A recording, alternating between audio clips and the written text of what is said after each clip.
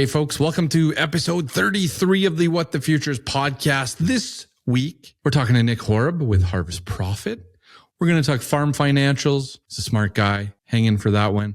I'm also going to give you a little bit of advice around how to sell the rest of your old crop grain. And then we're going to talk about converting contracts when you look at spreads in hard red spring wheat. I'm talking about protein spreads, grade spreads. We're going to talk about that towards the end of the show. Check out Eating Your Veggies as well. We're due for a reset here. Episode 33 coming at you. Stay tuned.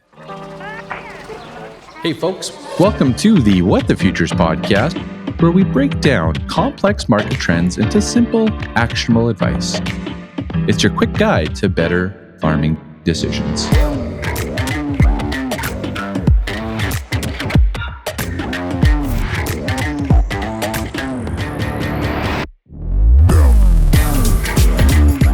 All right, episode 33, here we go. As per usual, each and every week recorded in the UPL studio. We're going to chat a little bit of Roxar fungicide later this episode. That's our next contest, so hang in for that one. Of course, What the Futures is your weekly dose of clarity in the complex world of agriculture and crop marketing, we'll say, right? My name's Ryan Denis. I am your host of the podcast. And I've been working in agriculture for the last 14, 15 years, something like that. I've been a grain buyer, grain marketing advisor, and an analyst as well, and taking the show on the road here with What the Future. So thanks for tuning in. This episode, we're going to dedicate most of the time to a conversation I had with Nick Horob with Harvest Profit. That is a farm financial software. As it says on their website, cost and profit tracking software for savvy farmers who treat their farms as a business. So that's the bulk of today's show. But I've had a lot of people ask about what do I do in regards to selling the rest of my old crop grain. So we're going to talk about that in just a couple minutes. We'll get to that first. Money, money, money. That's what we're going to call it. Of course, we have our winner of our hockey pool. We're going to give away another cool bucket cooler and Bluetooth speaker from Pioneer Seeds. You can see the bucket cooler here is actually just behind me. I'm kind of blocking it. And the Bluetooth speaker is this guy. It's a breakaway speaker. It's pretty neat. If you're watching on YouTube, you're going to be able to check this out. But those all showed up last week. So we have a new winner for the month of June because it's already the last episode for June. Summer is here. Summer is happening. And here we go. If you are enjoying the show, you can stay up to date by subscribing to the YouTube channel or subscribing on your favorite podcast platform. That helps me out as well. So if you can go and hit a like button, a subscribe button, throw some comments my way, let's have some conversation. I certainly appreciate it. Now, each and every episode of What the Futures is sponsored by John Deere. And I'm super excited for Ag in Motion. Last week, we were talking air carts.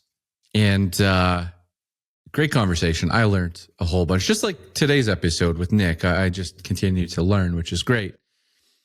But my brother sent me a message after listening to the episode, and he's like, dude, we use Task Manager all the time. He's like, I put all of our notes are in Task Manager on Fields. So I think I fumbled that a little bit last week when we chatted air carts. But anyways, we got John Deere Operations on the farm. We got Harvest Profit keeping us organized here. And a message from John Deere. You know, connections matter. Connections to family and to your land. But what about your tractor or your combine? With John Deere Operations Center, you can connect your machines and effortlessly stream your data into one secure place. Check it out at johndeere.ca.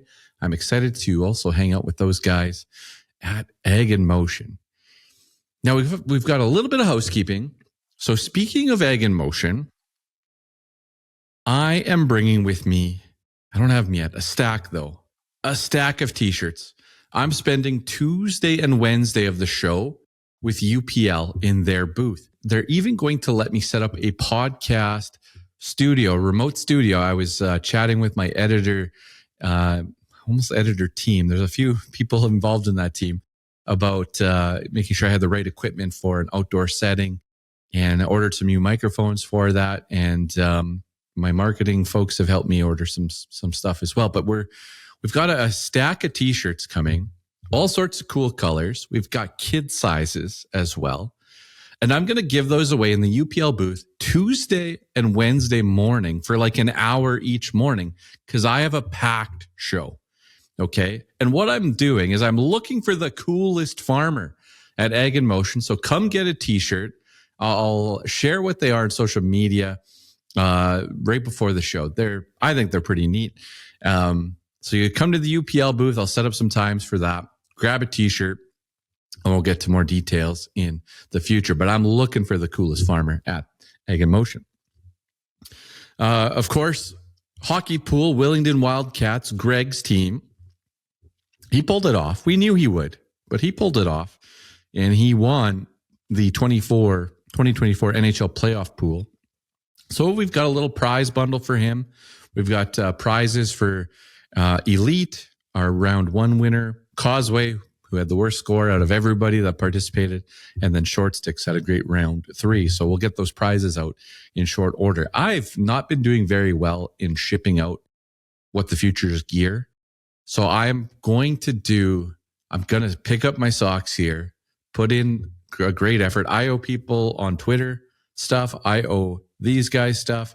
I owe stuff all over the place. I'm in debt in What the Future's gear across the Prairie provinces. I will do a much better effort this weekend and get things packaged up and out the door. Get caught up here for July 1st. All right. And last thing for housekeeping. And again, it's a call to action from you. I'm looking to What the Futures is looking to partner with an organization looking to raise some money for a community project. All you have to do is email Ryan at whatthefuturespodcast.ca. We'd like to help you raise some money for that project. The deadline to get this submitted is July 1st. Okay. So put it out there, send it to me. Let's have a look at it, and let's see if we can help you raise a few more dollars for your organization. I'm recording Wednesday night, and it's a delicate balance. I've recorded this episode. This is the second time. The first time I had internet issues, so we're taking another run at it here, and I'm also on daddy duty while recording. So I got the baby monitor here, and I am multitasking. So kids are sleeping. So far, so good for episode 33. Positive moments for this week. Well, I'll keep going with the kids. We were camping here. It was my birthday, and my wife brought ice cream cake, Dairy Queen ice cream cake, to the lake. And the effort to go and order that cake and put it in the camper freezer, and bring it out to the lake, that's a pretty good effort on my wife's part. So that's one of my positive moments, having that ice cream cake at the lake. Of course, camping was great. Weather was really good for us. The kids had a blast. Switching over to farming here a little bit. And I know that UPL has fungicide, and we're going to talk about Roxar later on. But my positive moment is when I talk to farmers across the prairies, and I know it's not perfect everywhere. There's still areas of drought, and there's areas of too much precipitation. But there's a lot of talk about applying more. And it's fungicide is one of them. When I hear people talking about applying fungicide, I start thinking, there's some potential here. There's, we're adding more, we're spending more, we're going after it. There's good potential. That's a good sign. I also got a couple calls about top dressing, putting on more fertilizer. That's a good sign. And so people are looking, they're making plans, they're trying to do everything they can to get more yield. And that's a good thing. We've got some good weather for a lot of folks out there, and we are setting up, knock on wood. I don't want to jinx it on the show, but there's some dandy potential out across the prairies. My third positive moment, my final one, it's the calm and the time that has been bought by those of you listening that have done a bunch of crop marketing here in the month of April and May. and maybe early June as well. When I chat with farmers, a lot of them say, oh, darn it, I wish I would have done just a little bit more. Sure. But I talked to a lot of folks that have a good amount of 2024 bushels priced, and they also took a pretty good chunk of 2025 off the table as well. So when the market drops $1 or so, they sit here and they're calm. They bought some time, and they're not concerned. And I think that's, for those of you listening, you might be sitting here shaking your head saying, yeah, that's how I feel right now. I bought myself time, got a good start, and let's see where this goes. And that's positive to me. I think that's great. Now, my hot topic of the week, I'm getting multiple questions, multiple farmers asking the same question. What do I do with the rest of my old crop grain? And I threw this on Twitter, earlier this week, saying, "Hey, I'm going to talk about what to do here." And it's the time of year where crops they're nowhere near made, so they're not made, but they are very well established. And for cereals, I would say that we have an understanding now of what that potential could be. Again, they're not made, but they are established. So with that, we have farmers out there that will, quote unquote, sweep out the bins, right? They've been holding something, and now that the crop is coming along and we're well into the growing season now, sweeping the bins is a term that you'll hear out there. Markets have dropped. Not all markets, not flax. I think Chuck talks about canary seed hanging in yet. But, wheat, canola, soybeans, corn, barley, oats dropped a little bit. A lot of crops have dropped. And there's also this convergence of, or prices converging from old crop values to new crop. So they're getting lined up, and it's old crop that's under pressure more than anything, and new crop's not really climbing. You think about like a green pea, maple pea, green lentil, crops like that. And so here's my advice for the hot topic of the week. Crops that have a large premium today, this is the easiest layup. This is a no-brainer. But if the old crop value is much higher than new crop, just pick up the darn phone and get the deal done. Just make the sale, okay? I don't know what you're waiting for anymore. But if you're sitting here with like a green pea or a green lentil, or maybe even a yellow pea that's going down $2 a bushel by fall, new crop gets here sooner. I know crops are delayed, but new crop gets here sooner than you think. And don't be that farm that waits too long. You can even look at it with basis on canola and wheat. Now it's the end of June, early July, but when I worked in the grain elevator, what would happen for us is, again, you're getting maybe it's different now, but we get 2 or 3 trains a month. Usually 3 out of 4 weeks we'd get a train. And then head office would send us a plan and say, this is what we want you to fill with at harvest time. This can's going to be canola. This can's going to be wheat. This can's going to be feed barley, whatever it was. They'd give us a plan. And in between there, we try to kind of ship out, empty out the elevator. Most elevators, I think, maybe all of them, probably all of them, do some type of audit and weight. So you want to be as empty as you can be when you do your audit. You need space to move that stuff around and to do weights.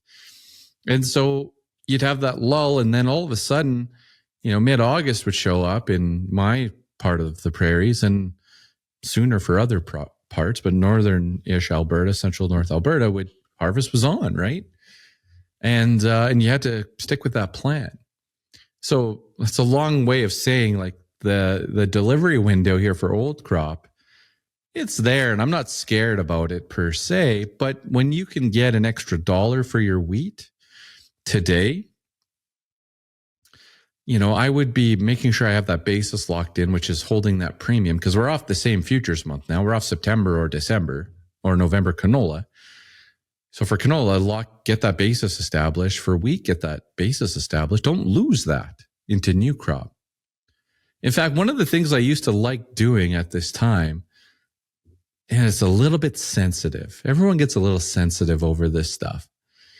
But I'm going to go on a bunny trail here. I apologize for this bunny trail, but there were years where I'd phone farmers up and say, hey, and it's not this year because crops are delayed, but hey, when are we going to harvest this wheat? Or okay, what's the chances of getting something off in August? Because there was this big August premium. And in canola as well, in early September, we'd get this premium. And we go and grab that. And when I see prices that have the chance to drop just in basis $1 a bushel, like wheat, for example, dropping $1 a bushel, by fall, I don't mind doing a little extra. You know, someone's going to offer me $8 for old crop. Darn it, I did an extra load or two. I'll get it to you in late August or early September. Now, the grain buyers listening to this are going to cringe. They don't like that. But there was years where I wasn't too worried about it, and I'd get a little extra done. Anyways, so you got to take advantage of crops that have a larger premium today. That's the easiest one. Just get that stuff done, guys. Quit messing around. And it's like someone asked me, hey, I got wheat to sell. A substantial amount, I thought, but I've got some wheat to sell. What would you do? Well, from a futures perspective, it's disgusting to think about locking in a basis contract for old crop. It makes me sick to my stomach. But then you sit here and say, well, geez, aren't we going to get some type of bounce? Aren't we going to get some type of technical recovery? Isn't there going to be some fundamental event that happens that just rallies us a little bit? It might. It could happen. But if I go back to a couple of reference years, 2014, I've talked about a lot on the show. Spring wheat, July 1st to August 1st, loses 65 cents a bushel. In 2009, it's dead even. In between there, it drops, but then it comes back. But it's dead even in 2009. Kansas City wheat, same thing. You think Kansas City probably has more potential because the U.S. harvest is behind us, you know, by the time we get until mid-July. But it was even as well in 2009. No gain. When I look at canola, it dropped $40 a ton in 2009. So there's no guarantee. And I think I talked about this last week or maybe the week before. But rallies, they're not going to feel like rallies unless it's a big India's importing more wheat than we thought, or it's a big event. You know, I know a lot of guys are talking about the US heat, and I totally understand a very hot summer is bullish. But with moisture events and heat, that bullishness may not come down until we get the actual production totals after harvest. So what is that, a December report? You see what I'm saying? It may not be instant here. But for me, I'm going to be disciplined. My favorite thing to do on canola, like today in Central Alberta, Cargill Camrose was at $14 a bushel, a 68-cent premium over their posted bid. I just take the 14. Thank you. Take the 14, and I'd buy a call. If I wanted to stay in this market and be bullish, I'd buy a call. If it was about trying to maximize revenue, well, then I'd sell the 14 and I'd buy a November or a January put. Like, that's what I would do to turn 14 into 15. There was even, I was listening to a U.S. analyst the other day, and they're advising their clients. Now, again, folks, seek the advice of a professional. This is, just for conversation. But they're doing double puts. They're doing, instead of 5,000 bushels, for example, they're doing 10,000 bushels because they're trying to get their clients to break even on soybeans. So they're doing double the amount of volume in puts to increase the value, try to increase the value, get closer to break even, doing double what they are producing. Like, that is wild. But again, if I'm trying to turn $14 canola into something better, my fear with a call option is that that money's just blown away. It's just spent and gone. So I'd rather see you put, and at least with the put, you can say, well, that's a little hedge against new crop. That's a little new crop I don't have to worry about. And at Viterra, at Cargill, you could sell it at whatever price you're seeing, and then add a put, and maybe that put makes you a bit of money down the road. With wheat, I'd say that we're basis levels obviously are worth grabbing, in my opinion. You get the delivery opportunity, but when you go to look at the future side of this equation, I know that we all want to grasp that hope and grasp that chance that futures are going to rally this summer. But at this point, if you said, I'm going to clear out, I'm going to shop around my volume, get my best net price, and any rally that happens in July and August and later on, I'm going to just focus on my new crop and on my 2025 crop, I don't think that's a bad idea. Like, why would you say take a basis, stress yourself out all summer if it doesn't rally? Plus, you probably don't have as much new crop sold as you want for 24. Maybe you don't have any 25 sold yet either. So you got 3 years that you're facing pressure on. Just end the bleeding on 2023. Move that along. Focus on 24 when the market rallies, and on 2025. But I do think you got to act sooner than later here on some of these markets. Now, this is insane. I'm recording this Wednesday night, the eve of a StatsCan report, which can be a game changer, hopefully positive by the time we listen to this, but can also be negative. And by the time you listen to this, the USDA report is probably out as well. So maybe next week I'll be saying, oh, this and this happened and here we go. But no, honestly, folks, it's time to clean up and take action. Now, feed grains, I know barley, feed wheat, you could throw oats into the mix here as well. I'm just seeing on the feed side little spot opportunities. So, for example, smaller volumes extracting bigger premiums. So what I mean by that is I went out with 100,000 bushels of feed barley to find a market for it. Okay. I got something in the $5 range picked up. When I cut that down into loads of 5, that price went up to $5.25, $5.28, and $5.30. Because a few buyers were like, oh, I could take 5 loads. I can't take 100,000 bushels, but I'll take 10,000 bushels. So that's something you can look at as well. Sometimes smaller volumes make more sense.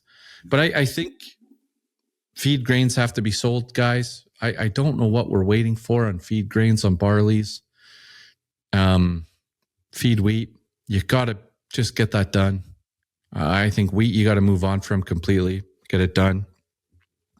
Canola, again, you can sell and buy a call. You can do the same thing on wheat, but I'm just worried you're blowing that money into the wind.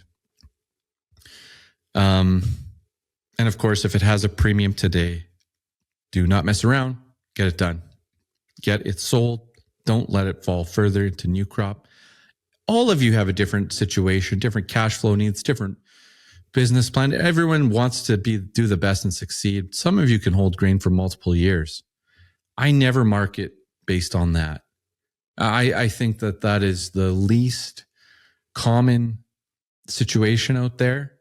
And I always move grain out in the year. So I'm not a big carryover guy. Back in 21, 22, 2021, more than anything. 22, I turned bearish in March, right? So, and 23, I was bearish too. So anyways, there you can make a case there for some of those, but anyway, I'm not going to go down another bunny trail. That's it. That's my hot topic for this week. hopefully that helps you make some decisions. Okay. So I don't have a UPL guest for this week. Rockstar, it's what we're giving away here for the next 2 weeks. So it's 80 acres per week. Okay, so nice volume there. So Rockstar is a fungicide. You use this on your wheat crop, and you've listened to the podcast in the UPL studio. I know you have, and I know that you sold wheat in the high 8s, in the 9s, in the 950s. Heck, you may even have done a little bit of $10 wheat out there for winter of 2025. Now it is time to protect that wheat with Rockstar. It's going to protect you against diseases like fusarium. Okay. Oh man, I don't even want to think about the fusarium years on the farm. But anyways, the way to get entered for this week, let's do a crop rating, but let's use emojis, because you're going to get a little upset with me if I ask you to rank your wheat crop from a 1 to 5, 5 being excellent. Some of you are going to respond and say, Ryan, you're selling this information to StatsCan. You're selling it to the government. I am not giving you my rating. I don't care what your rating is. I hope all your ratings are 5 and that your wheat potential is the greatest it can be, and that you grow the biggest crop and that you sell it before the rest of the market realizes it. Okay. So let's do this instead. Let's do an emoji. You can tell me about your crop using an emoji. It can be, what we call it, like the chocolate ice cream one, in our household, the chocolate ice cream emoji. It could be a thumbs up. It could be a clown, a Christmas tree. It doesn't really matter. What it's going to do is it's going to give me your phone number and contact information so that I can put your name in a hat and I can draw for a winner for Rockstar 80 acres of fungicide for your wheat crop next week. So you have to get those into me by Wednesday. That's going to be July 3rd? Get them in by noon on July 3rd. Text it 1-855-606-1889. Your personal emoji crop rating of your wheat crop. I will tally all the ice creams, all the thumbs up, all the gold stars, whatever emoji you send me, and I'll try to give you a ranking on the crop from those emojis. You can also email them to me if that's easier, ryan@whatthefuturespodcast.ca. And if you say, you know what, man, I don't even know what an emoji is. I don't know what you're talking about. Well, then you can just say, hey, Ryan, my wheat crop looks dandy, or whatever you want to say. All right. So let's have some fun with this one. UPL's been giving away products here. We did Battalium. We've done Wave, which is still behind me on the desk here. And now it is Rockstar time, fungicide to use on your wheat crop. Okay. Now let's turn it over to my conversation with Nick Horob from Harvest Profit. I've got Nick Horob. Nick, am I saying your last name right? I'm terrible with names. So is Horob the right way to say it? You are. Hey, there we go. I'm getting better. Well, welcome to the What the Futures podcast, Nick. For those tuning in, you may have noticed over the last number of months and throughout my career, I've been focused on farm financials, using platform software to help you make those better crop marketing decisions. Harvest Profit has been a part of the journey for our farm here over the last year and in the past as well. I'm excited to have Nick on the show. Nick, how's your week going? Week is going good. Yeah, getting right at the beginning of the summer here, so it was a pretty warm. We didn't have much of a winter in our part of the world. Yep. So now we're just getting tons and tons of rain here in eastern North Dakota. But things are well. We're working on improvements to Harvest Profit and talking to customers and helping people with some rotation decisions given a later planting this year. Sure. In big parts of North America. Yeah, 100%. I'm a little bit further north from you, but same thing. We had similar weather patterns, lots of delays this year. Some of my good friends still out there planting crops right now. You're a great follow on X. I still like to call it Twitter, but on X. And your range the last couple of weeks here has gone from fishing. And I think it was today or yesterday you were talking about the Greeks. Yeah. I feel like I know you. We've never really had a conversation before, a little bit of email back and forth. But the Greeks thing actually caught my attention today. Can you just give me, before we get into Harvest Profit, just give me a little background on what that was all about? Yeah. So, I've really, just touching base on Twitter, I'll still call it Twitter for the foreseeable future. It's been fun for me to share tidbits, personally about Harvest Profit and then just about business in general. It's been a really good avenue for me and us to spread our vision, but then also to just try to put interesting tidbits out there. And so you're referring to a post I made today on the option Greeks, and where that came from is we have a neighbor at the lake who's I would say near retiring. He's an aeronautical engineer, and he lives on the West Coast, and he really wants to. I get the sense he's quite interested in the business side of farming, and so I've thrown a couple problems or situations his way to think about.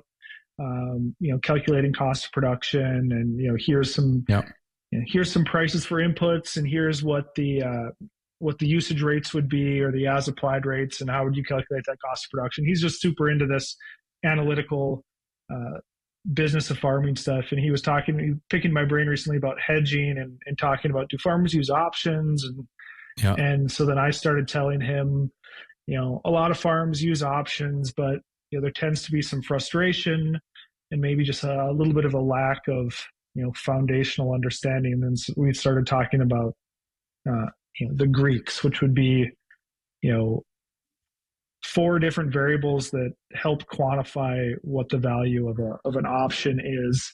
Right. And I've pretty much trained myself over the last decade that if anything interesting happens in my life, I kind of log it, and I'm pretty liberal about posting stuff on social media, things that can just provoke thought, get people thinking, and really trying to add value to people is what I've tried to abide by in my career, and it's been hugely beneficial. And sometimes it's you have some interesting conversations from time to time, but for the most part, it's been a big boost to Harvest Profit, and a lot of fun for me and people on our team as well.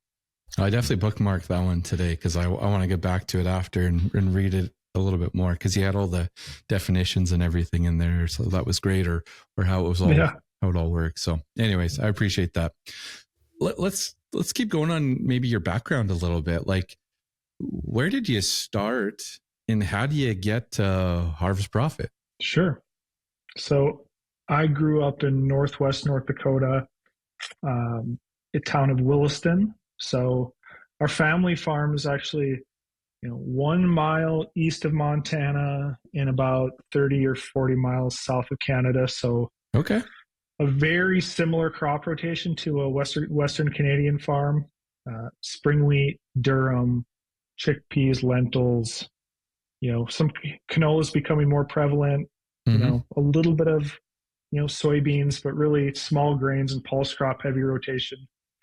But I wasn't actually too involved in the farm growing up. My dad, my uncle worked more closely with the farm, and my dad took over my grandfather's construction business. And on my mom's side of the family, my grandpa farmed as well, and my mom's brother, half brother, took that side of the farm over. And so I would, on my mom's side of the family, I'd go and pick rocks and do some little odds and ends. But really, I was more of a little city kid that would come out to the farm and go hunting, and they probably saw my pickup drive up and thought, oh no, Nick's here again. And so then I graduated from the University of Minnesota with a degree in finance, like 15, 16 years ago now.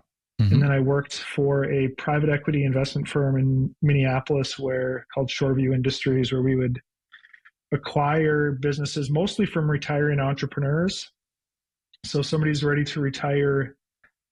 Maybe they want to transition from a day-to-day leadership role to more of a chairman. We would help come in and acquire a majority of the business, keep them involved. Okay. And through that, I got to see a lot of interesting businesses. What traits did we look for? What would we avoid? And just got to talk to lots of entrepreneurs. So this is in the late 2000s. So about this same time, the price of Minneapolis spring wheat rallied from $5 a bushel to $25 a bushel. And here I am thinking about both sides of my family that farm.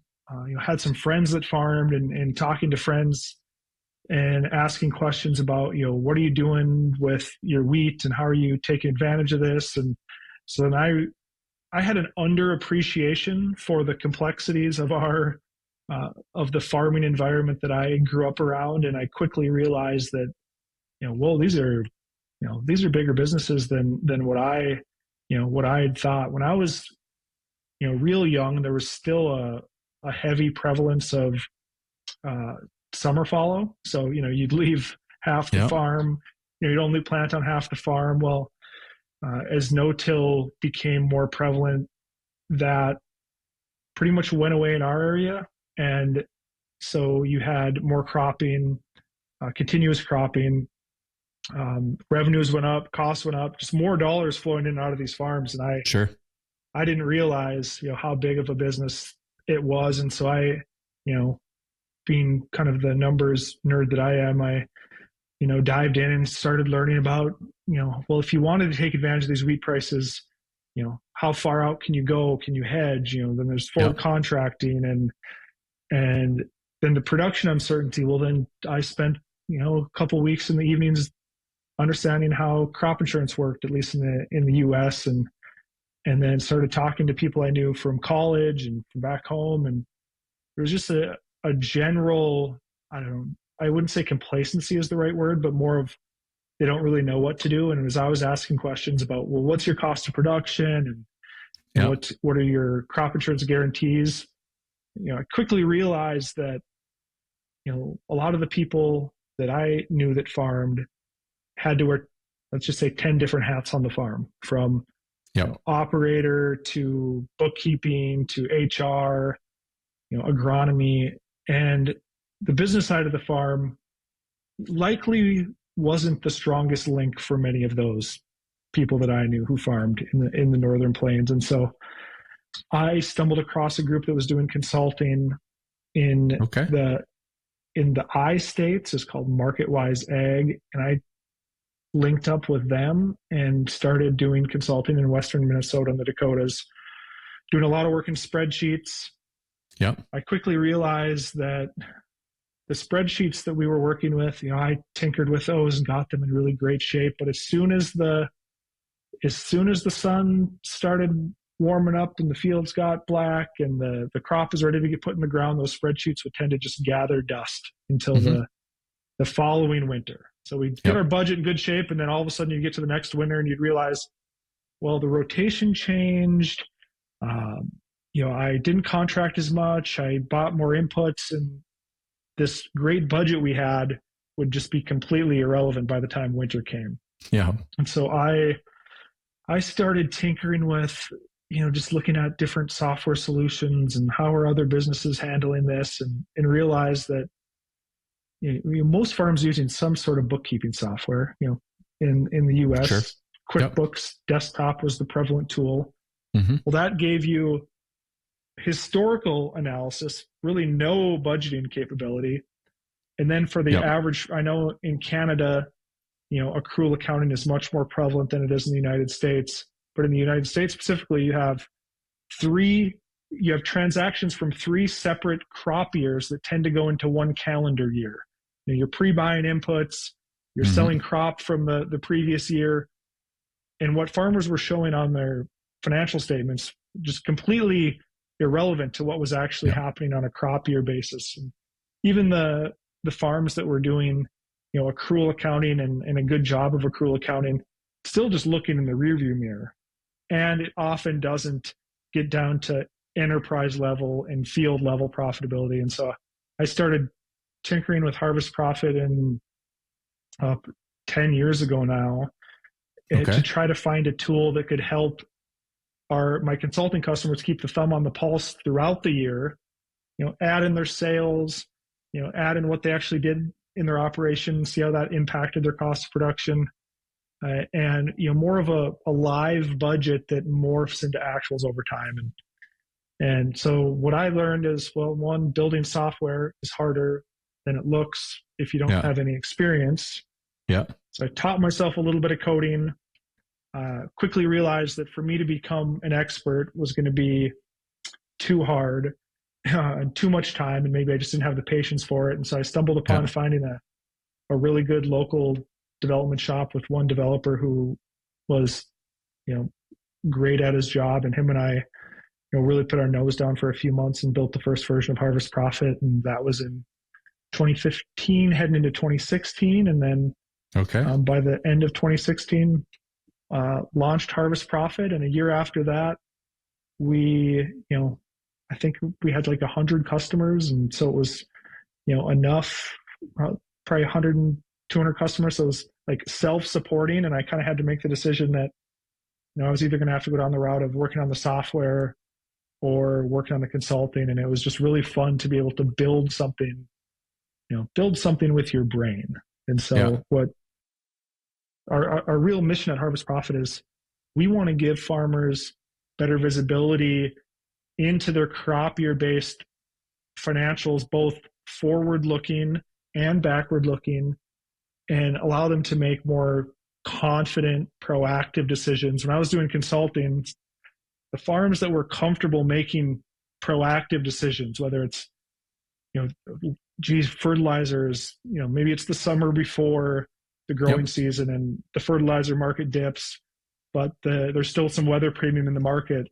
There's a number of farms that I worked with that would, they'd lock in their fertilizer and they'd, hedge 30% of their crop, and they'd do it all in one day. And other operations, you would talk about that strategy, and it was, they just had no confidence to do that. And I would say paralyzed is a strong word, but I found it really difficult to make proactive decisions with all the uncertainty that's inherent to a farm. So really wanted to, we want to arm our customers to have the financial visibility that they can be comfortable making proactive decisions during the times of the year when they're presented with good margin. Well, I think frozen might be a word that I would use there, like that, like you said, confidence as well. That confidence in knowing your numbers, knowing what the plan is. But then when you don't know that, you could be a little bit frozen on what to do. You might think that one side of that's a good decision. I should buy my fertilizer now. These are the reasons why. But how does the other side look? So I think growers, I don't know if this is the same in the US, but I think they've lost some confidence with how the markets have performed here the last year and a bit in this downward trend. And we're trying to build that back up. And that's where, my opinion, Harvest Profit can help you get that done, get that confidence up. So great. Appreciate you giving us some of that background and some of your story there. How has the business evolved? You kicked this off in, you said late 2016. Like, how has it evolved here into 2024? Like, what are the differences that kind of stand out for you? Yeah, so we've kept a pretty small and lean team at Harvest Profit. We were acquired by John Deere in November of 2020, and we had some aspirations to try to remove, as much as we can, to try to remove siloed data and to become more closely integrated with the central source of a lot of data that we were using, which was, agronomic data, so seed, fertilizer, and chemical. And so we had, numerous conversations with the different players that were involved in that space, and started really seeing the traction that John Deere was getting with Operations Center and how they were the mobile app was changing really quick, and farmers were really gravitating towards what appeared to be a quickly improving product. And then our conversations that we had with people on the John Deere team were, I would say, like much more deeper and intentional about like, how do we, if we bring in fertilizer usage from Operations Center, how do we match that to the product and harvest profit? Just a lot of thoughtful commentary on how we were working together. And then, one thing led to the other, and offering financial tools to John Deere's customers was a common request from Operations Center users. I like to think of farm data as a three-legged stool. You have operational data, agronomic data, and financial data. And so data management without one of those legs is a pretty wobbly stool. And so we could help bring that functionality to John Deere customers. There's lots of people in the industry that, you raise money and you get acquired. And the one thing that John Deere and its dealers wanted to emphasize is we want a tool that can be here for our customers and be around and be available for the long term. And that was the opportunity that they saw in Harvest Profit. So we've, as far as the product, we added the first version of Harvest Profit was really centered around this P&L statement, crop level, field level, and all the tentacles that touch that. Yeah. We added grain inventory tracking. Yep. Probably 4 or 5 years ago now, and we've just continued to improve on that. Last year, we released profit maps. So, we have enterprise, crop level, field level, and now subfield level profit maps. And then, we're working on a few other things regarding looking at the financial statistics around the equipment side of the operation. So building some calculators around the equipment side, but really just trying to keep a modern UI. If there's wrinkles in the user experience, like trying to flatten out those wrinkles. The product as it sits today, it really doesn't have any glaring feature gaps. We used to handle multiple entities in a really clunky way. We fixed that. There's always going to be opportunities for improvement, but I would say having a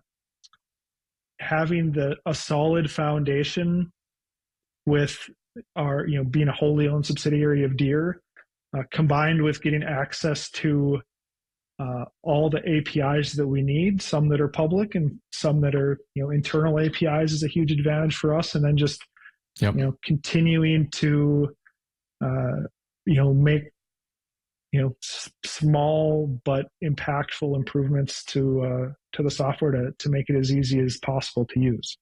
The relationship with John Deere Operations Center for us was big. Like, to set up our crop plan, to import that data. It honestly, like, nothing's ever perfect, but it was smooth. And when John Deere Operations Center when everything was good in there, like, for example, my brother kind of takes care of that side, and I set up our crop plan and harvest profit in, like, it felt like seconds, and it was just really smooth. I had another farmer I was chatting with, his operations center needed a little bit of help, a little bit of tweaking to get caught up. Once that was done, smooth sailing to get harvest profit set up as well. So, I gotta say has been one of my favorite things so far. You mentioned profit maps real quick. What are we talking about there for profit maps? So we bring in seed, fertilizer, chemical, the as applied maps. Then we take the yield map and we create a standard pixel size that pierces through all of those layers. Okay. And calculates what the gross profit is and what the net profit is on those, using those standard pixels. It looks a little bit different than what a yield map would look like, just because we have to, the header width isn't matching the sprayer width, isn't matching the planter, the drill width. So there's, Right. we have to create this standard pixel size. And in all reality, there's a lot of correlation with the yield map, given that yield is the driving factor in that profit calculation. But you can do some interesting pieces of analysis. Like if you have, different tests on your farm, you can use a profit map to quantify that. Okay. It helps show, if you have a field that needs some drainage work, but it's something that you rent and you don't own, you can quantify, you can help, sit down with a landlord and say, look at what, look at the revenue potential, look at the profit potential that we're missing out on, this salty third of our farm that is, consistently wet. Compare it to the profitability on a field that's maybe tiled or has better drainage, or the same thing for irrigation.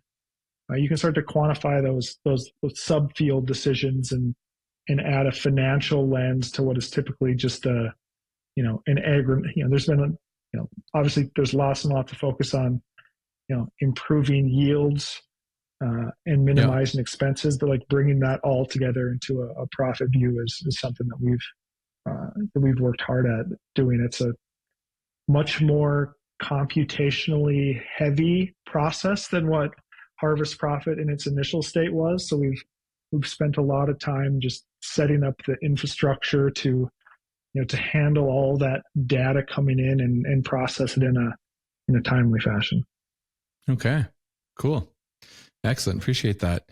Well, let's just talk about the platform itself now for a few minutes, if that's all right. I've got a whole bunch of notes here and I might get a little bit scattered at times, but that's right. When it comes to the platform itself, like as a typical grower, like what do you view as like the time commitment required from that farmer to get set up? Like how do you guys look at it from your end? A goal that I've had is, if you spend an hour or two in the winter, you can get a pretty thorough, detailed crop budget set up. Mm-hmm. And then, the goal that I've shot for is a cup of coffee once a month to update your records and have a budget that is continuing to move along and reflect what is actually happening. As we're ingesting more data from Operations Center and more agronomic data on that side of our P&L, for some farms that have a lot of fields, it's maybe a couple cups of coffee and, maybe a cup of coffee and a beverage in the evening.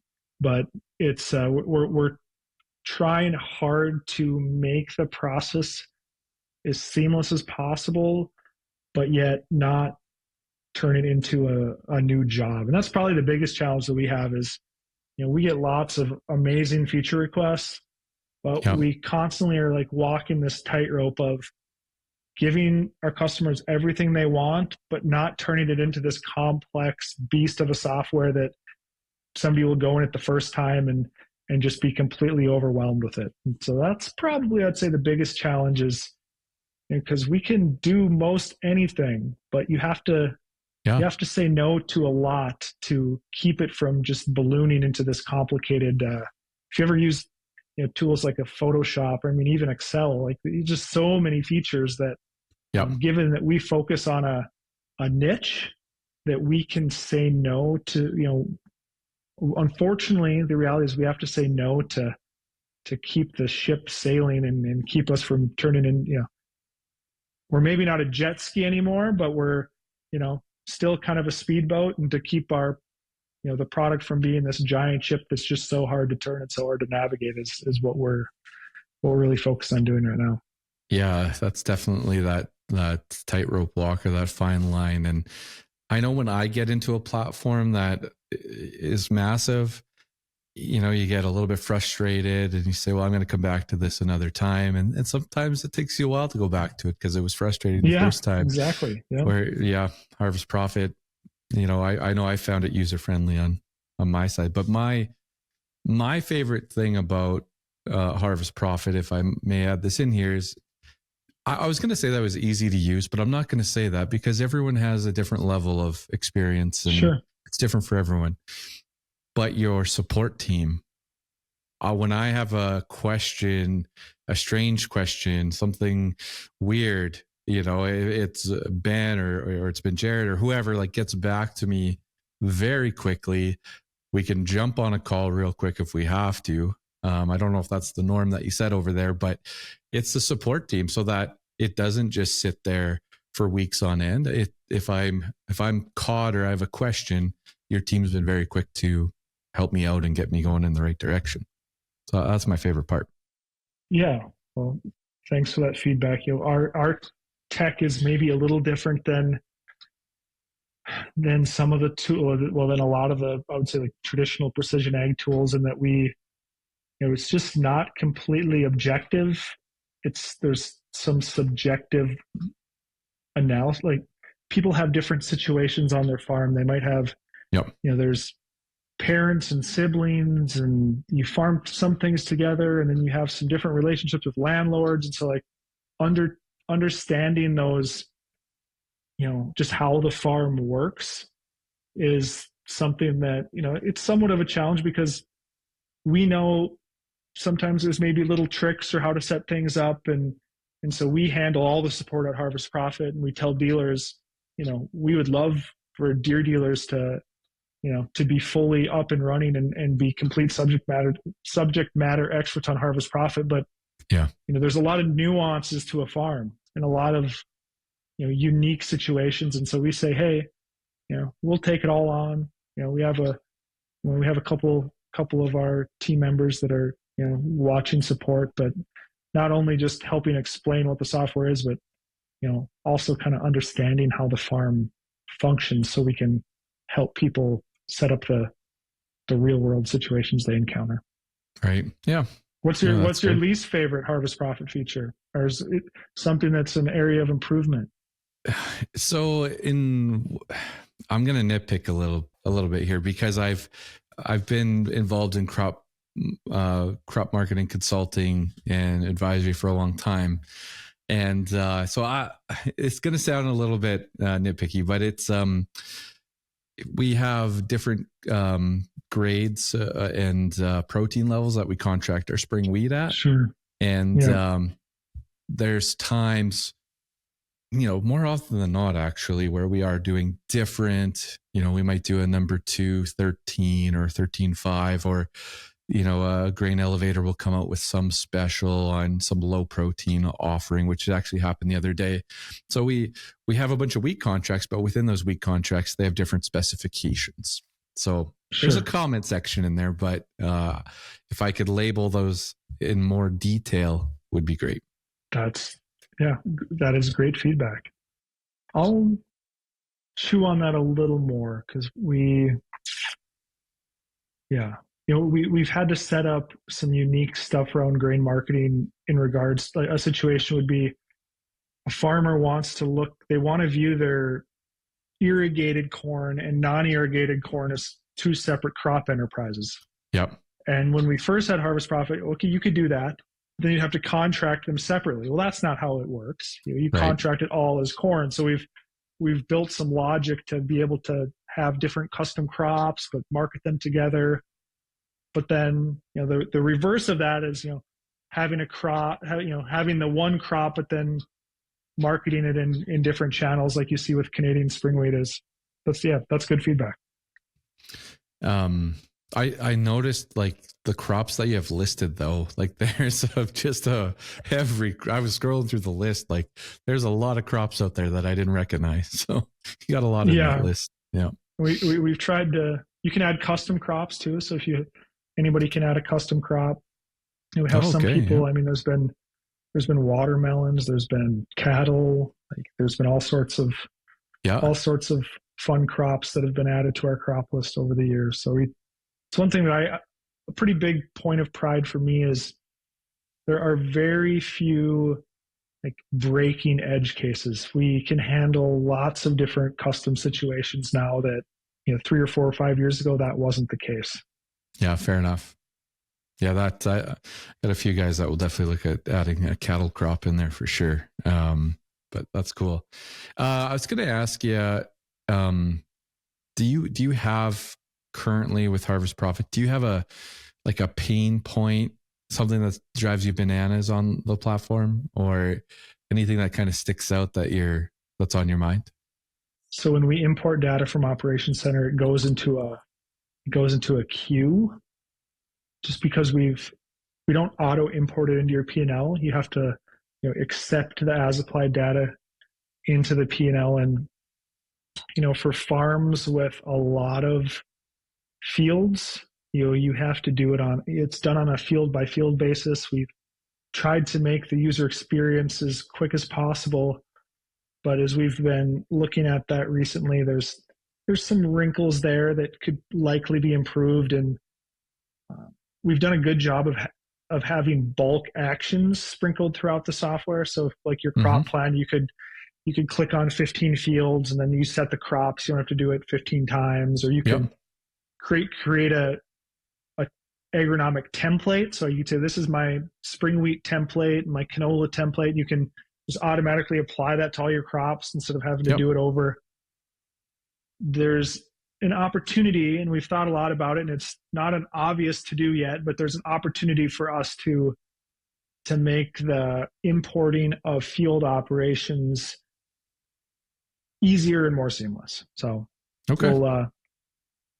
that's really I would say top of mind for me at the moment. And then, in addition is just this overall like bigger picture. So, that's a pretty micro issue. A macro issue would be, how can we start to give some insight back into the UI of Operations Center? So, do it in a way that, doesn't get overly complex, because, working across teams and across, APIs and multiple orgs. So there's a lot of irons to wrinkle out there, but I would say a macro opportunity or a point of frustration to me has been just, there's an opportunity for us to do more by pushing back into Ops Center. And the vision is there, but there's a few more dots on that map that you got to connect those dots versus adding something solely in our interface. Yeah, definitely.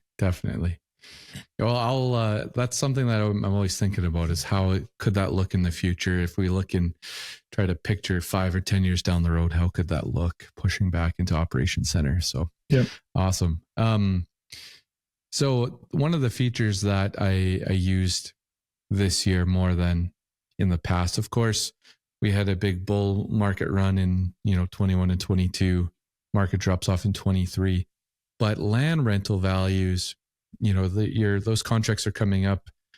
For some farms every year, there's contracts coming up. So land rental values across the prairies, skyrockets here over the winter. And as a landowner, I understand prices improved a whole bunch, margins improved a whole bunch. But in reality, some of the higher price expectations or rental expectations, it wasn't really driving with the economics. So I was looking, separating out your landlords, those entities, and showing the numbers just based on that entity. If we agree to this deal, these are the numbers that I'm looking at. And in many of these cases, they were negative margin numbers by quite a bit. And it really brought around that conversation about, okay, let's get together and try to make a plan on how this could look moving forward. This is how it looks for us for 2024. Maybe there's somewhere a meet in the middle situation. And I found that really, really helpful. Yeah, I would say land decisions and in conversations with landowners is definitely a core use case of Harvest Profit. In our P&L tab, we have this sub tab for analysis. And so what this basically, it's like X versus Y type of analysis. So you can view your total farm in column A, and then you can pick apart certain things to show in column B. So you could do something like a crop budget for your whole farm in column A, and then you could pick the P&L of a specific landlord in column B, and you can start to show those comparisons. And you can also, you can go and archive a field and like do a hypothetical for, what if I just remove this farm or this field from my operation? Like, how does the bottom, like, what does the bottom line look like? And so, I would say for the most part, our average grower is looking at opportunity, like looking at growth opportunities. But there's been some pretty powerful stories of customers that, they maybe farm in a big, like a huge geographic spread, and they've kind of come to a point in their farm where maybe we let that north field go that's a long ways away, and the south farm go, and what if we bring things closer to home? We can store more of the crop. We can, maybe it's a little bit easier on labor, and so doing that scenario analysis is a core use case of Harvest Profit. We have some farms that have done tons and tons of different scenarios on adding land, letting land go, looking at going from, many combines to, many to fewer X9 combines, and what would the labor look like, and analyzing those different scenarios is something that Harvest Profit shines at. Again, land is a very emotional thing, right? It's very emotional. For sure. And so you're taking away some of that by putting down the numbers. I know I bug my dad all the time about his hobbies. And I'm like, okay, Dad, so just so you know, like on this quarter of land, you're losing X amount of dollars an acre. And it's been happening the last number of years. And I'm like, you really have to love your hobby. He's like, what are you talking about? A hobby? I'm like, well, wouldn't fishing or golfing be cheaper? Like, it's got to be a hobby if you're losing money going across it, right? So, yeah. Anyway, all right. So we're just about out of time here. I appreciate you coming on the What the Futures podcast. Is there just two quick ones? Is there any differences you see between your U.S. farmers on the platform and your Canadian farmers? Are the conversations the same? Yeah, I would say the conversations are very similar. Like you said, there are, we do run into instances where you have the multiple grades of crops, or, sometimes you sell crops in a different increment than, in a different unit size than what you might, quote unquote, farm them. And so some of those conversations, but for the most part, it's, I would say that the farms in Canada, just the nature of the market is they're, a little bit bigger. You might have multiple stakeholders that are working in a farm where, we work with farms that are, anywhere from 100 acres to, big, really big, tens of thousands of acres, if not more. Yeah. And the Canadian farms, it's more, you might have, and somebody in the office that's doing it versus your average U.S. farm is a little bit smaller, where the farm owner themselves is the one that's driving Harvest Profit. And so when you have multiple stakeholders working in one account, sometimes we maybe spend a little bit more time, training up the staff of a customer, when it's a bigger operation. But for the most part, we handle, we 2 years ago, maybe we brought in canola futures. There isn't nearly as much canola in the U.S. And then farmers in Canada price it different. Like in the U.S. per pound, and Canada it's per bushel. And so we had to basically had to take these futures price feeds and and we had to chop we had to basically build our own API to handle it how customers want to see it. So for the most part, I would just say, bigger operations that have a bit more complexity around unit sizes, but that's for the most part, I consider there's a lot of similarity between an Iowa corn and soybean farm and a Canadian small grain and pulse crop farm, even if even if there's a lot of annoyance around, coming from Western North Dakota, you would think that spring wheat isn't even a crop when you pick up a farming magazine, but Right. Outside of that, a lot of similarity. Awesome.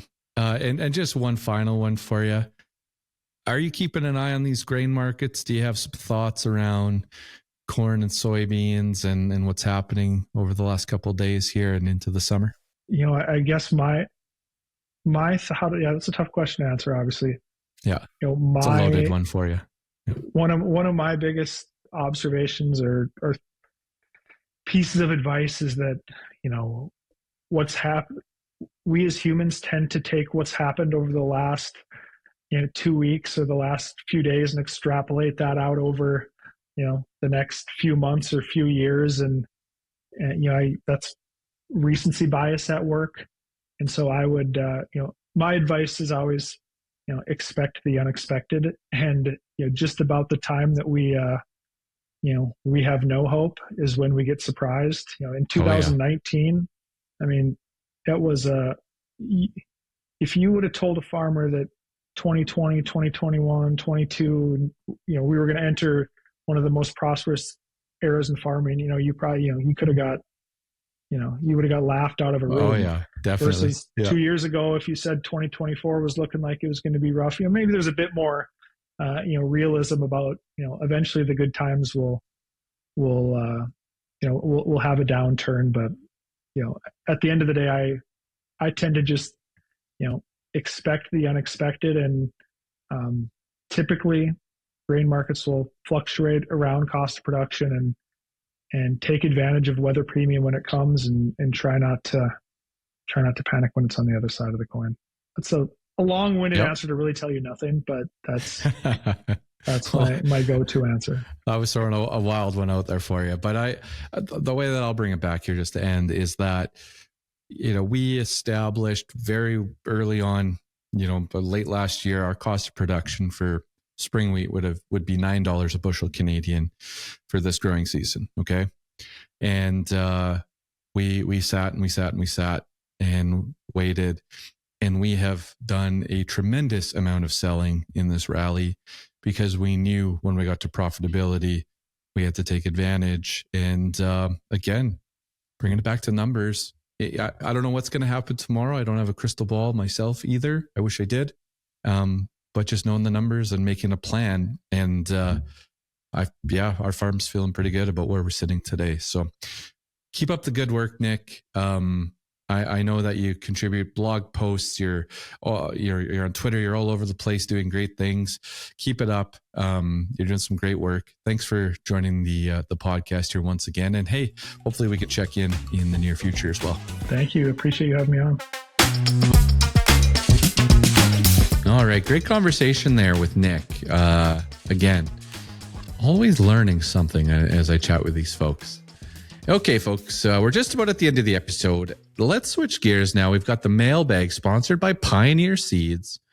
We're giving away an Igloo 3-gallon bucket cooler every month. There's one behind me here.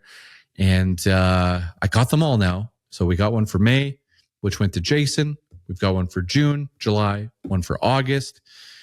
This month's winner is going to be Scott Phillips. I actually don't know where Scott farms, but Scott asked a question about tying fertilizer decisions and crop marketing together for 2025 or for the next year. And so Scott, appreciate the question. You're the winner for this month. So I'm going to figure out where you farm, dude, and get this to you. But great bucket cooler. I'm going to fill it with a couple of Diet Cokes, and we're going to get the tunes going on your Bluetooth speaker. Now, the mailbag was a little quieter this week, and I only have one question. It's a great one. But I think growers last week, air carts, I got messages from growers like about how cool it was to listen to that episode. So I know you guys are equipment nerds out there. And anyway, so this week's question was, are protein premiums expected to be higher or lower this fall? Now, this is a great question, not in the sense that I can tell you what the answer is going to be on this one, but it's giving me an opportunity to let you know that you can convert grain contracts at some of your local line companies, some of your local grain companies. Okay. So you're thinking, Ryan, what are you talking about? What do you mean? So let's say you sold, I don't know, I love $9 wheat, right? So let's say you sold some $9 wheat and you decided to sell it as a 113.5. You could, with some companies, let's say you catch wind that the protein premium has gone from a penny a tenth above 13.5. Maybe it's 13.5 to 14.5. It's gone from a penny a tenth up to 3 cents a tenth. And you decide that that is a good value. You could phone the line company and say, hey, convert my contract from a 113.5 to a 114.5 instead. And they will convert that and capture that premium for you. Capture that extra 2 cents above what you had committed to. I don't know if everybody knows that or not. It's a pretty cool thing. The other thing that you can do, and the companies usually only let you do it once, right? But let's say let's say the discount between a 1 and a 2 here is, let's say it's 15 cents, and from a 2 to a 3 is another 35 cents, or 50 cents from a 1 to a 3. Let's say you catch wind that that discount from a 1 to a 3 has gone from 50 cents to 10 cents. Because these things, they don't move a bunch. Protein spreads and grade spreads don't move a whole bunch until you're getting into harvest, and then they get pretty wild. And we've helped farmers in the past. Man, if I gave Brittany a call and we talked about, you know, stuff we did in 17, 18, 19, like advisors out there keep an eye on all this stuff. And all of a sudden, you pull off a 60 bushel wheat crop and you figured out a protein grade play and you made an extra 50 cents. Like it adds up. Those advisors are definitely making their keep on some of these plays. But you could convert that contract. You say a 1 to a 3 is only a 10 cent discount. Turn mine into a 3 instead. I'll take the 10 cent discount. It's pretty neat, folks. And it's something that we don't have a handle on yet, but we will as we get into August. Now, for protein premiums, I look at U.S. winter wheat harvest. And soft red is currently coming in 1% higher than last year for protein. So you kind of look at what's going on in the U.S. on the winter wheat crop and what's happening with protein. But even though it's higher there, I look at tight supply, like tighter global supply of milling wheat, high protein milling wheat. And also the unknown of this Canadian crop here. But I think it has very good potential to be a big crop. It wouldn't surprise me if our protein levels came in a bit shy across the prairies. It wouldn't surprise me if tight global supply plays a part as well. And maybe there's someone listening that has more scientific research behind this or statistics behind this. But as I sit here today, I wouldn't be surprised to see protein premiums increase this fall yet. I think that's a real possibility if you produce a good crop, bigger crop. Usually protein comes down a bit. Could see the same thing in the U.S. with all this moisture. We'll see. Time will tell. I'm just leaning towards here in the impossible call at the end of June that protein premiums, to me, could tick up just a little bit because of a couple of these factors. So good question again. I wanted to talk about it because I wanted to let you guys know that you can keep track of these spreads and convert your contracts, not with everybody, but remember, you're the customer. The customer's always right. Flex your muscle out there a little bit. And if the grain company you're dealing with doesn't want to dance with you on this one, well, there's others that will, right? So flex your muscle on that one just a little bit. Okay. Prices, I'm going to kind of skip that for now. I've been looking at a lot of fuel stuff and a lot of fertilizer. The urea market, nitrogen market it's a gong show out there. You've got, well, you kind of had a market at 70 cents a pound out there, 28.00, 46. It kind of balanced out at 70 cents a pound is what I would call it. There's outliers from that. But China, it sounds like they might restrict exports again. Even Josh Linville with StoneX, they're listening to him. There's a few things going on that folks are trying to figure out here on price direction. It's kind of weird out there right now. When things are a little bit weird, I tend to just sit back. Okay. And that might be different than what I've said the last couple of weeks, but I'm just trying to figure where this is going right now and doing more research. Okay. All right. For eating your veggies, of course, this is brought to you by the Lunchbox Crew. If you want your meat and potatoes, come join us at the Lunchbox Crew this fall. You can head over to ryandenis.ca and check that out. Okay, one thing on the Lunchbox Crew. Can you imagine starting a consulting offering out there on June 1st in a year where the market is going to decline every single day after you launch? So if you can imagine, this is me in video one. I'm going to play some of these in the future, these clips. But in video one, it's June 1st. Welcome to the Lunchbox Crew. You need to sell some grain. And I know we haven't been formally introduced yet, but thank you for joining. And here you go. I'm like, sell. Video two, I'm like, we're getting uncomfortable here, folks, but we're selling more. Here we go. It's been like that all month. And I don't know if I want to call it, I'm not going to call it bad luck, but an interesting time to launch. And I know it's been awesome and rewarding for me. And I've seen a lot of farmers make some cool decisions here. Even one on the weekend. You guys can contract grain on the weekends now, right? Don't forget that. Sunday, we were doing some week contracts. And from Sunday to Friday, I guess it's Wednesday night, but it's already 40 cents in the goods. So anyways, folks, it's been really, really interesting over at the Lunchbox Crew. Okay, eating your veggies. My only one for this week is just a reset. Okay, it's a mind reset. It's a marketing plan reset. I need you to look forward and not backwards. And I had the same message for you. I think it was between Christmas and New Year's. Right at the end of 2023. But you have to look forward now and don't get caught about what yesterday's price was. Don't get caught about what last month's price was. Don't get caught in that. What is it going to do tomorrow? What is it going to do next week? What is it going to be by the time you need to clear the bin out, generate cash flow, whatever it is? You have to cut or reset your mind, your thinking.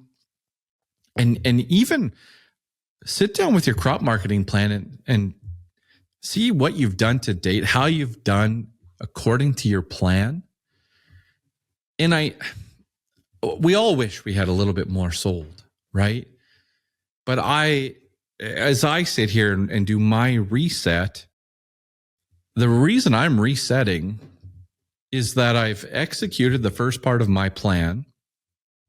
And it fell in line with my expectations. Okay. I've bought time. I'm feeling okay. I'm feeling good about the crop marketing plan. To be honest with you, I'm feeling good about it. Now I'm going to sit here and say, okay, July 1st to early August, what is my next phase? What do I plan to execute on over the next 4 weeks?